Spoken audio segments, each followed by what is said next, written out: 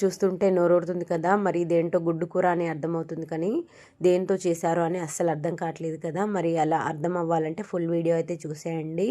ఈ పొడి పొడిగా ఉండే గుడ్డు కూరనైతే మునగాకుతో చేశాను. మునగాకు వల్ల ఎన్నో రకాల హెల్త్ బెనిఫిట్స్ ఉంటాయని అందరికీ తెలిసిందే కదా!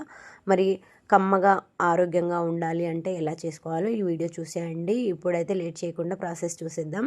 స్టవ్ ఆన్ చేసుకొని ఒక బాండీ పెట్టేసుకొని, ఒక వెడల్పుగా ఉండే బాండీ పెట్టేసుకొని 1.5 పావు వరకు ఆయిల్ని వేసేసుకుందాం. ఆ తర్వాత జీలకర్ర, ఆవాలు, కరివేపాకు, పచ్చిమిర్చి, ఉల్లిపాయ, టేస్ట్కి సరిపడా ఉప్పు, పసుపు, అల్లం వెల్లుల్లి పేస్ట్ ఇవన్నీ ఒకేసారి వేసుకొని అంతా ఒకసారి బాగా కలిపేసుకొని నూనెలో లో ఫ్లేమ్లో ఫ్రై చేసుకోవాలి. ఉల్లిపాయలు కాస్త మగ్గు వచ్చేంత వరకు హై ఫ్లేమ్లో మూత పెట్టకుండా కలుపుకుంటూ ఫ్రై చేసుకొని ఆ తర్వాత లో ఫ్లేమ్లో మూత పెట్టేసుకొని ఒక 5 నిమిషాలు ఉడికించుకోవాలి. ఇలా ఉడికించామంటే ఉల్లిపాయలు మంచిగా మగ్గుతాయి, టేస్ట్ బాగుంటాయి. ఇందులోకి చుక్క నీళ్ళు కూడా వేయట్లేదు కదా, అందుకోసమైతే ఇలా నూనెలోనే బాగా మగ్గించుకోవాలి. ఈ నూనెనైతే ఉల్లిపాయలకి, మునగాకి, ఎగ్గుకి సరిపడేంతగా వేసుకోవాలి. చూసారు కదా, ఇలా ఉల్లిపాయలని బాగా మగ్గించుకొని ఒకవైపు ఫ్రై అయిన తర్వాత ఇంకొక వైపుకి టర్న్ చేసుకొని రెండు వైపులా మంచిగా బ్రౌన్ రంగులోకి వచ్చేంత వరకు ఉడికించుకోవాలి. ఇలా ఉల్లిపాయలు బాగా మగ్గిన తర్వాత శుభ్రంగా కడిగి పెట్టుకున్న మునగాకుని ఒక 3 గిప్పెట్లంతా తీసుకొని వేసుకోవాలి. ఇక్కడ నేను లేతగా ఉన్న మునగాకుని తీసుకున్నాను కాబట్టి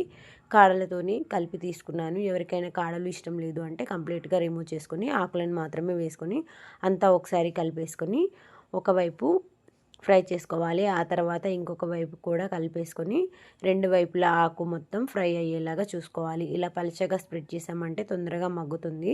చూసారు కదా, వెడల్పుగా ఉంటేనే చేయడానికి కూడా ఈజీగా వస్తుంది ఫ్రెండ్స్.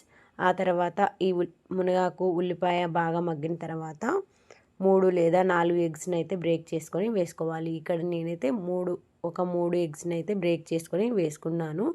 డైరెక్ట్గా కర్రీలోనైతే వేసేసుకున్నాను ఫ్రెండ్స్. ఆ తర్వాత ఎగ్గు బాగా మగ్గిన తర్వాత అంటే 1 నిమిషం పాటు మగ్గించిన తర్వాత టేస్ట్కి సరిపడా కారంని, ధనియా పౌడర్ని, గరం మసాలా పౌడర్ని అంతా వేసుకొని ఇలా చూసారు కదా పొడి పొడిగా అయ్యేలాగా కలిపేసుకోవాలి. ఎగ్గు మొత్తం ఎక్కువసేపు గట్టిపడింది అంటే పొడి పొడిగా రాకుండా ఉంటుంది.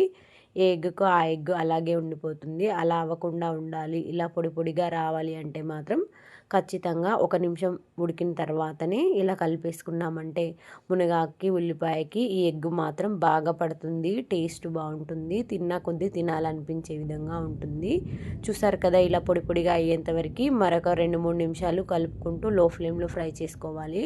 ఇలా పొడి పొడిగా అయిన తర్వాత స్టవ్ ఆఫ్ చేసుకొని వెంటనే సర్వ్ చేసుకోవడమే. నచ్చితే ట్రై చేయండి friends. Thank you for watching.